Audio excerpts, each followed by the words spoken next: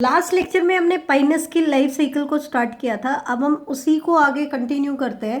तो देखें, last lecture में हमने पढ़ा था कि माइक्रोस्पोरोफिल और मेगास्पोरोफिल की फॉर्मेशन हो जाती है कौन के ऊपर, एक सेंट्रल एक्सिस के अराउंड माइक्रोस्पोरोफिल और मेगास्पोरोफिल अरेंज हो जाते हैं। ठीक है, तो सबसे पहले माइक्रोस्पोरोफिल और मेगास्पोरोफिल के स्ट्रक्चर को डिस्कस कर लेते हैं।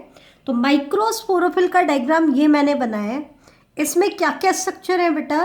Eight consist of a short stock, एक छोटे से स्टॉक इनके पास है, आपको देखने को मिल ही रही होगी। और इनका ये जो हॉरिजॉन्टल पार्ट है, इट इज फर्टाइल पार्ट। जो अपर फ्लैटन्ड अपटर्न पार्ट है, इट इज स्टेराइल एपेक्स। ये क्या है बेटा? स्टेराइल पार्ट है जो रिप्रोडक्शन में इन्वॉल्व नहीं होगा, मतलब इसमें स्पोर्स की फॉर्मेशन नहीं होगी। जो हॉरिजॉन्टल पार्ट है ये है इनका फर्टाइल पार्ट, और इस फर्टाइल पार्ट में टू लॉन्ग माइक्रोस्पोरेंजिया लोकेटेड होंगे। ये आपको दिखाई दे रहे हैं। कितने माइक्रोस्पोरेंजिया लोकेटेड होंगे? दो लॉन्ग माइक्रोस्पोरेंजिया लोकेटेड होंगे। और माइक्रोस्पोरेंजिया कहाँ लोकेटेड होंगे बेटा? अबेक्शियल सरफेस पे। माइक्रोस्पोरेंजिया कहाँ लोकेटेड होंगे? अबेक्शियल सरफेस पे। ध्यान रखना, अबेक्शियल बेसल पार्ट पे लोकेटेड होते हैं, नीचे की तरफ हॉरिजॉन्टल पार्ट में। ठीक है, तो अबेक्शियल पार्ट पे लोकेटेड होते हैं। तो ये है आपका माइक्रोस्पोरोफिल का स्ट्रक्चर। मैं दोबारा बता देती हूँ। एक छोटी सी स्टॉक होती है, हॉरिजॉन्टल पार्ट इसका फर्टाइल है, अपर जो एक्सटेंडेड पार्ट है ये स्टेराइल एपेक्स है। हॉरिजॉन्टल पार्ट में अपेक्शियल सरफेस की तरफ अगर आप देखोगे तो आपको दो लॉन्ग माइक्रोस्पोरेंजिया दिखाई देंगे। ठीक है, अब अगर हम मेगास्पोरोफिल की बात करें तो मेगास्पोरोफिल में आपको लोअर रीजन में दो ओव्यूल्स देखने को मिलेंगे। दो ओव्यूल मतलब टू मेगास्पोरेंजिया। इसके लोअर सरफेस की तरफ आपको दो ओव्यूल्स देखने को मिलेंगे at its basal region. Basal region में आपको दो ओव्यूल देखने को मिल रही हैं, दैट मीन्स दो मेगास्पोरेंजिया हैं। ध्यान से देखो, माइक्रोस्पोरोफिल पे भी दो माइक्रोस्पोरेंजिया है और मेगास्पोरोफिल पे भी दो मेगास्पोरेंजिया है। अब आगे क्या इवेंट होता है? ये जो माइक्रोस्पोरेंजिया डेवलप हुए हैं माइक्रोस्पोरोफिल पे, इनके अंदर माइक्रोस्पोर मदर सेल डेवलप होंगी, उनमें मियोसिस होगा और क्या बनेंगे? माइक्रोस्पोर्स बनेंगे। तो यहाँ पे मैनी माइक्रोस्पोर्स की फॉर्मेशन हो जाएगी। इनके केस में माइक्रोस्पोर को ही हम पोलन ग्रेन भी कहते हैं। ये हम पहले ही वर्ड यूज कर चुके हैं, पोलन ग्रेन। मेगास्पोरेंजियम को ओव्यूल कह रहे हैं। ये टर्म हम पहली बार जिम्नोस्पर्म्स में यूज कर रहे हैं। ठीक है, इसी तरीके से जो मेगास्पोरेंजिया होता है, ओव्यूल होता है, इस ओव्यूल की क्या स्ट्रक्चर होती है? जैसा कि हमने जिम्नोस्पर्म्स में कहा था कि उनके केस में 3 इंटेगुमेंटेड ओव्यूल होता है। तो पाइनस में भी जो ओव्यूल होगा उसके 3 लेयर्ड इंटेगुमेंट होगा। टर्मिनल रीजन में माइक्रोपाइल रीजन होगा जहाँ पे इंटेगुमेंट एब्सेंट होता है, टर्मिनल माइक्रोपाइल होता है। और इसके अंदर मेन टिश्यू अगर हम देखें तो इसके केस में न्यूसेलस टिश्यू होता है, जो कि न्यूट्रिटिव टिश्यू है, जो कि फीमेल गैमेटोफाइट की डेवलपमेंट के लिए नरिशमेंट देगा। तो इस न्यूसेलस रीजन में क्या डेवलप होगा? Female gametophyte.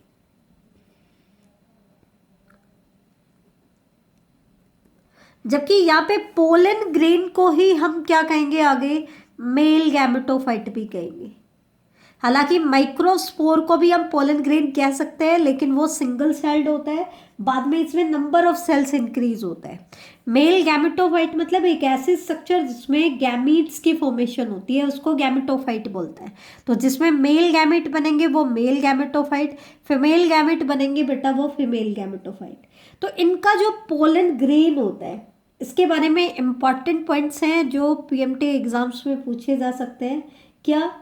पहली चीज तो इनके पोलन ग्रेन के पास 2 विंग्स होती हैं, 2 विंग्स होती हैं। विंग्स क्यों होती है? क्योंकि आपको पता है जिम्नोस्पर्म्स में विंड पॉलिनेशन होता है, तो विंड के थ्रू ये इजीली डिस्पर्स हो जाए, विंड डिस्पर्सल इनके केस में इजीली हो जाए, इसके लिए इनके पास क्या होती है, 2 विंग्स होती हैं। बेटा जब आप 12th क्लास में रिप्रोडक्शन का चैप्टर पढ़ोगे और वहाँ पे विंड पॉलिनेशन के लिए अडेप्टेशन पढ़ोगे, तो वहाँ हम पढ़ते हैं कि पोलन ग्रेन्स में विंग्ड पोलन ग्रेन होते हैं। तो ये विंड डिस्पर्सल का विंड पॉलिनेशन की एक अडेप्टेशन है कि इनके केस में क्या होता है, विंड पोलन ग्रेन होते हैं। ठीक है, इनके जो पोलन ग्रेन है वो येलो कलर के होते हैं, दे आर येलो कलर्ड। कैसा कलर होता है, येलो कलर के होते हैं और लार्ज नंबर में प्रोड्यूस होते हैं। एक और हिंट दे देती हूँ आपको, विंड कैसा पॉलिनेटिंग एजेंट है, एबायोटिक, नॉन लिविंग। और नॉन लिविंग अगर एजेंट हो पॉलिनेशन का तो वहां पे हमेशा पोलन ग्रेन के लॉस होने के चांसेस होते हैं। तो उस लॉस के चांसेस को कंपनसेट करने के लिए, या हम यूं कह दें सक्सेसफुल पॉलिनेशन कराने के लिए, प्लांट क्या करता है, पोलन ग्रेन को लार्ज नंबर में प्रोड्यूस करता है। तो ये चीज ध्यान रखना। अब इसका इंपॉर्टेंट पॉइंट क्या है कि इसके जो पोलन ग्रेन बन रहे हैं वो लार्ज नंबर में बन रहे हैं और येलो कलर के हैं, तो दे प्रोड्यूस सल्फर शावर। बेटा जो पाइन फॉरेस्ट है उससे हजारों किलोमीटर दूर जाकर के इनके पोलन डिस्पर्स हो जाते हैं, और क्योंकि पोलन लार्ज अमाउंट में बनते हैं तो वहां पे ऐसा लग रहा है कि येलो कलर की बौछार हो रही है, तो उसको हम बोलते हैं सल्फर शावर, या इसी को हम बोल देते हैं shower of sulphur flower, shower of sulphur flower. ये चीज ध्यान रखना, ये इंपॉर्टेंट है। सल्फर शावर के लिए कौन रिस्पॉन्सिबल होता है, पाइन ट्रीज रिस्पॉन्सिबल होता है। पाइन में कौन सा, आपका पाइनस ट्री। ठीक है, तो ये चीज आप ध्यान रखना। इसी तरीके से जो इसका फीमेल गैमेटोफाइट होता है, फीमेल गैमेटोफाइट के भी बात कर लेते हैं। फीमेल गैमेटोफाइट जो होता है इसके अंदर 1 to 7 आर्चिगोनिया होते हैं। हमने पहले कहा है कि आर्चिगोनिया का लास्ट ग्रुप कौन सा है बेटा, आपका जिम्नोस्पर्म। एंजियोस्पर्म्स में आपको आर्चिगोनिया देखने को नहीं मिलेगा। साइकस में, साइकस की अगर हम बात करें तो साइकस में एक फीमेल गैमेटोफाइट में 2 to 8 आर्चिगोनिया थे। कंपेयर अगर हम करें, कंपेयर करके याद करना है बेटा आपको, जबकि यहाँ पे कितने हैं, 1 to 7 आर्चिगोनिया, वहाँ 2 to 8, यहाँ पे कितने हैं, 1 to 7 आर्चिगोनिया। अब इस आर्चिगोनिया के अंदर नेक सेल्स होती हैं 4, ठीक है, नेक कैनाल सेल एब्सेंट होती है, रिट्रोग्रेसिव डेवलपमेंट शो करती है, सबसे ज्यादा ब्रायोफाइट में होती है। वेंटर के अंदर 2 सेल्स होंगी। कैसे 2 सेल, वेंटर कैनाल सेल होंगी 1 और एक होगा आपका एग। और इनमें एक चीज ध्यान रखना है, एग जो होंगी वो साइज में बड़ी होंगी, लार्जर इन साइज, और वेंटर कैनाल सेल का साइज क्या होगा, छोटा होगा। तो यहाँ पे पोलन ग्रेन के अंदर आपके मेल गैमेट डेवलप होंगे और फीमेल गैमेटोफाइट में आपका एग डेवलप हो गया। पोलन ग्रेन की अगर हम बात करें तो जिस टाइम पे इसका पोलन पॉलिनेशन करता है, पॉलिनेशन के टाइम पे इसमें 4 सेल्स होती है, जबकि साइकस में कितनी थी बेटा, 3 सेल्स। यहाँ पे टोटल सेल्स होती है पोलन ग्रेन में 6 सेल, जबकि साइकस में कितनी थी, 5 सेल। 6 सेल कौन कौन सी है, चेंज क्या है, साइकस में प्रोथेलियल सेल्स जो थी वो 1 नंबर में थी, यहाँ पे कितनी है, 2 नंबर में। बाकी सेम है, 2 मेल गैमेट होंगे, एक पोलन ग्रेन में 2 मेल गैमेट होंगे। एंजियोस्पर्म्स में भी एक पोलन ग्रेन में 2 मेल गैमेट बनते हैं। ट्यूब सेल होगी 1 और स्टॉक सेल होगी 1। तो पॉलिनेशन के टाइम पर पोलन ग्रेन में कितनी सेल्स होंगी, 4 सेल्स। पॉलिनेशन कैसा होगा, अनीमोफिली शो करेगा, मतलब पॉलिनेटिंग एजेंट का काम कौन करेगा बेटा, विंड। कौन करेगा, विंड। होता क्या है, जब विंड के थ्रू पोलन ग्रेन डिस्पर्स होते हैं तो आपको पता है ओव्यूल इनके केस में कैसे होते हैं, नेक्ड होते हैं। तो नेक्ड ओव्यूल होते हैं, क्योंकि नेक्ड ओव्यूल है तो इनके केस में क्या होगा बेटा, नेक्ड ओव्यूल होने की वजह से जो पोलन है वो डायरेक्टली किसके ऊपर जाकर के अटैच हो जाएंगे, म्यूसिलेज ड्रॉप के ऊपर जाकर के अटैच हो जाएंगे, जैसा कि हमने पहले भी कहा था। और जब ये म्यूसिलेज ड्रॉप ड्राई होती है, म्यूसिलेज ड्रॉप गेट्स ड्राइड, तो उस टाइम पे ये पोलन क्या करते हैं बेटा, जर्मिनेट करते हैं। जर्मिनेट करने का मतलब है कि वो क्या बनाएंगे, पोलन ट्यूब बनाएंगे। क्या बनाएंगे, पोलन ट्यूब। तो ये चीज ध्यान रखना कि जब पोलन जर्मिनेट कर गए तो उसके बाद पोलन ने क्या बना लिया, पोलन ट्यूब बना ली। अब जो पोलन के अंदर जो भी कंटेंट था वो किस में चला जाएगा, पोलन ट्यूब में। तो दोनों के दोनों मेल गैमेट किस में चले गए बेटा, पोलन ट्यूब में चले गए। अब पोलन ट्यूब उनको कैरी करेगी, कहाँ तक कैरी करेगी, पोलन ट्यूब इनको कैरी करेगी एग तक। अब इसमें एक चीज ध्यान रखने वाली बात क्या है कि इनके जो मेल गैमेट होते हैं वो नॉन मोटाइल होते हैं। दैट मीन्स इनके केस में जो फर्टिलाइजेशन होता है वो कैसा फर्टिलाइजेशन होता है, साइफोनोगैमी। मतलब जो फ्यूजन हुआ उसमें गैमीट्स को लाने का काम कौन कर रही है, पोलन ट्यूब। जबकि साइकस में कैसी थी बेटा, जूडियोसाइफोनोगैमी। ठीक है, तो ये चीज ध्यान रखना। एक चीज और ध्यान रखना, पॉलिनेशन के बाद तुरंत फर्टिलाइजेशन नहीं होता है। पॉलिनेशन और फर्टिलाइजेशन के बीच में लगभग आपका 15 मंथ का टाइम पीरियड होता है। पॉलिनेशन होने के बाद 15 महीने के अंदर अंदर फर्टिलाइजेशन होता है। मतलब एक लंबा टाइम पीरियड होता है पॉलिनेशन और फर्टिलाइजेशन में। एक चीज और ध्यान रखना भाई, हमने कहा कि जो आपका फीमेल कौन है उसमें नीचे ब्रैक्ट है और ऊपर आपके ओविलिफेरस स्केल्स हैं। तो जब पॉलिनेशन होना होता है तो इन स्केल्स के बीच में गैप क्रिएट हो जाता है। गैप क्रिएट हो जाता है, इसका मतलब क्या है, आसानी से पोलन ग्रेन को आने के लिए रास्ता क्लियर हो जाता है। तो ये ध्यान रखना। और पॉलिनेशन और फर्टिलाइजेशन के बीच में कितना टाइम पीरियड होता है, 15 मंथ का। इसका मतलब पॉलिनेशन एक ईयर में होता है और फर्टिलाइजेशन अगले ईयर में होगा। ठीक है, तो नेक्स्ट ईयर में फर्टिलाइजेशन होता है। ठीक है, फर्टिलाइजेशन होने के बाद क्या बनेगा, जाइगोट बनेगा। और जाइगोट फिर किसमें मॉडिफाई हो जाएगा, एम्ब्रियो में। अब एक चीज ध्यान रखना, एक के अंदर 4 एम्ब्रियो की फॉर्मेशन होती है। बनते तो हैं 4 एम्ब्रियोज, लेकिन उनमें से सिर्फ एक ही फंक्शनल रहता है।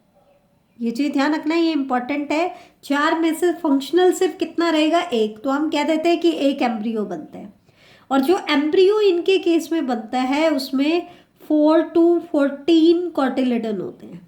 जबकि साइकस में हमने 2 कॉटिलिडन बताए थे, यहाँ पे कितने होते हैं, 4 to 14 कॉटिलिडन होते हैं। और जो बाकी का जो गैमेटोफाइट बना है, बचा है, वो किस में मॉडिफाई हो जाता है, एंडोस्पर्म में। ठीक है, तो ये चीज ध्यान रखना, एंडोस्पर्म की फॉर्मेशन विदाउट फर्टिलाइजेशन होती है। आर्चिगोनिया बनने के बाद जो गैमेटोफाइट में कन्वर्ट हो रहा है, उसके बाद जो बाकी का हिस्सा बचा है वो किस में कन्वर्ट हो जाता है, एंडोस्पर्म।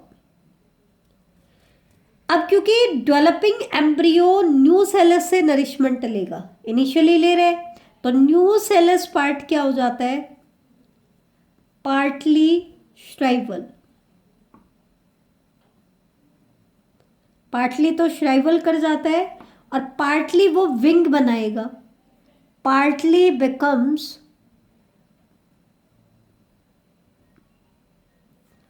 पार्ट ऑफ विंग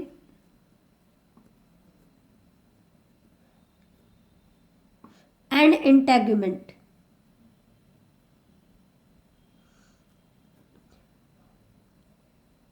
और इंटेगुमेंट जब सीड बन जाएगा तो ये किस में कन्वर्ट हो जाएगी, टेस्टा। टेस्टा क्या है, सीड कोट। एक चीज ध्यान देना, एक जो फीमेल कौन होती है वो मैच्योर होने में 26 मंथ का टाइम लेती है, क्योंकि 15 महीने तो किस में चाहिए, फर्टिलाइजेशन में चाहिए। एक फीमेल कौन मैच्योर होने में कितना टाइम लेती है, 26 मंथ का। And then it open to release winged seed, और उसके बाद मैच्योर होने के बाद ये सीड्स भी कैसे बना देती है, विंग्ड। ध्यान रखना इनके अंदर पोलन ग्रेन भी विंग्ड थे, और यहाँ पे हमने देखा कि सीड भी कैसे हो गए, विंग्ड हो गए। तो विंग्ड सीड को रिलीज करने में कितना टाइम लेती है, 26 मंथ का टाइम देती है। एक चीज और सबसे इंपॉर्टेंट, इनके जो सीड है वो एपिजियल जर्मिनेशन शो करते हैं। एपिजियल जर्मिनेशन का क्या मतलब होता है, सिंपल तरीके से मैं आपको बता देती हूँ। एक मैं आपको एम्ब्रियो का डायग्राम दिखा देती हूँ। वैसे तो मैं ग्राम के एम्ब्रियो का डायग्राम दिखा रही हूँ। ये 2 कॉटिलिडन है, डाइकॉट का मैंने दिखा दिया। ये सिलेंड्रिकल पार्ट है जिसको हम कहते हैं, इसके टिप को हम कहते हैं रेडिकल, जो आगे जाकर के जब ये जर्मिनेट होगा तो ये रूट सिस्टम बनाएगा, ठीक है, और ये बनाएगा शूट सिस्टम, इसको हम बोलते हैं प्ल्यूम्यूल। अब जिस पॉइंट पे कॉटिलिडन अटैच होते हैं, इस पॉइंट से और प्ल्यूम्यूल के बीच का पार्ट कहलाता है एपिकोटाइल, और इस पॉइंट से और रेडिकल के बीच का पार्ट कहलाता है हाइपोकोटाइल। अब एपिजियल जर्मिनेशन का मतलब क्या है कि हाइपोकोटाइल की ग्रोथ ज्यादा हो जाए। अब नीचे तो सोइल है तो रेडिकल ज्यादा पेनिट्रेट तो कर नहीं सकते, तो अगर हाइपोकोटाइल की ग्रोथ ज्यादा हो जाए तो कॉटिलिडन कहाँ चले जाएंगे, नियर द सरफेस या आउटसाइड द सरफेस, सरफेस से बाहर निकल आते हैं, अबव द ग्राउंड आ जाते हैं। ये जर्मिनेशन कहलाती है एपिजियल। उल्टा है बेटा, एपिजियल में तो हाइपोकोटाइल ज्यादा ग्रोथ करते हैं और हाइपोजियल में एपिकोटाइल की ग्रोथ ज्यादा होगी। एपिकोटाइल की ग्रोथ ज्यादा होगी तो वो कॉटिलिडन को नीचे सोइल की तरफ पुश करेगा। तो ये चीज आप ध्यान रखना, ये चीज इंपॉर्टेंट है। अब लास्ट पार्ट बचता है मेल कॉन ऑफ साइकस और फीमेल कॉन ऑफ साइकस में डिफरेंस। ये सबसे ज्यादा इंपॉर्टेंट है बेटा, ध्यान से देखना। तो दोनों में डिफरेंस बहुत आता है, बहुत ज्यादा इंपॉर्टेंट है। साइकस और पाइनस हमने पढ़ा, तो दोनों की मेल कॉन में क्या डिफरेंस है। पहली बात तो साइकस जो प्लांट था वो डाइओसियस प्लांट था, तो इसका मतलब मेल कॉन की फॉर्मेशन मेल प्लांट पे होगी, और जबकि फीमेल कॉन की फॉर्मेशन किस पे होगी, फीमेल प्लांट पे, सॉरी इसके केस में। जबकि पाइनस कैसा है, मोनोशियस, तो इसमें तो हर प्लांट के ऊपर मेल कॉन भी होगी और फीमेल कॉन भी। दूसरा, साइकस में क्योंकि जो मेल कॉन होती है वो टर्मिनल पोजीशन पर डेवलप होती है, तो सिम्पोडियल एक्सिस होता है इनके केस में, जबकि पाइनस में तो मोनोपोडियल एक्सिस होता है। तो इनके केस में तो जो कॉन होती है वो लेटरल पोजीशन पर डेवलप होती है। साइकस में कॉन यूजुअली सिंगली डेवलप होती हैं, जबकि पाइनस में कॉन जो होती है वो लार्ज नंबर में प्रोड्यूस होती है और क्लस्टर में प्रोड्यूस होती है, ठीक है। शेप की बात करें तो साइकस की जो मेल कॉन होती हैं वो ओवल या कॉनिकल होती है, ये भी ओवल या ओवॉइड शेप की होती हैं। साइज की बात करें तो साइकस कॉन वेरी लार्ज होती हैं, 80 सेंटीमीटर तक चली जाती हैं, जबकि पाइनस की मेल कॉन बहुत छोटी होती है, 2 to 4 सेंटीमीटर की होती है। माइक्रोस्पोरोफिल की बात करें तो मेल साइकस का जो माइक्रोस्पोरोफिल होता है हार्ड होता है, वुडी होता है एंड फ्लैटेंड बॉडीज होती हैं, जो narrow at the base and expand distally into the apophysis. नीचे की तरफ नैरो होते हैं, ऊपर की तरफ ब्रॉड होते हैं, जबकि जो मेल कॉन ऑफ पाइनस है वो थिन होती है, मेम्ब्रेनस होती है, स्केली होती है और शॉर्टली स्टॉक्ड होती है। ये चीज ध्यान रखना। इसमें मेल कॉन में न्यूमरस माइक्रोस्पोरेंजिया प्रेजेंट होते हैं। They remain arrange in the form of sori on the lower, sori की फॉर्म में अरेंज होते हैं, जबकि इनके केस में माइक्रोस्पोरेंजिया का नंबर हाईली रिड्यूस हो जाता है। एक माइक्रोस्पोरोफिल पे आपको 2 ही माइक्रोस्पोरेंजिया देखने को मिलते हैं, और जो कि साइड बाय साइड लोकेटेड होते हैं। हालांकि ये भी लोअर सरफेस पे ही लोकेटेड होते हैं, लेकिन इनमें क्योंकि 2 ही नंबर में है तो उनका ग्रुप नहीं बन पाता, सोराई की फॉर्मेशन नहीं हो पाती। और लास्ट, साइकस में जो माइक्रोस्पोर्स होते हैं अनविंग्ड होते हैं, जबकि पाइनस में हमने कहा था ना पोलन ग्रेन, पोलन ग्रेन हम किसको कह रहे थे, माइक्रोस्पोर को, वो विंग्ड होते हैं। इनमें सीड भी विंग्ड होते हैं, इनमें नहीं होते हैं। तो ये मेन डिफरेंस था मेल कॉन ऑफ साइकस और फीमेल कॉन ऑफ साइकस में। तो आज की क्लास यहीं पे खत्म होती है।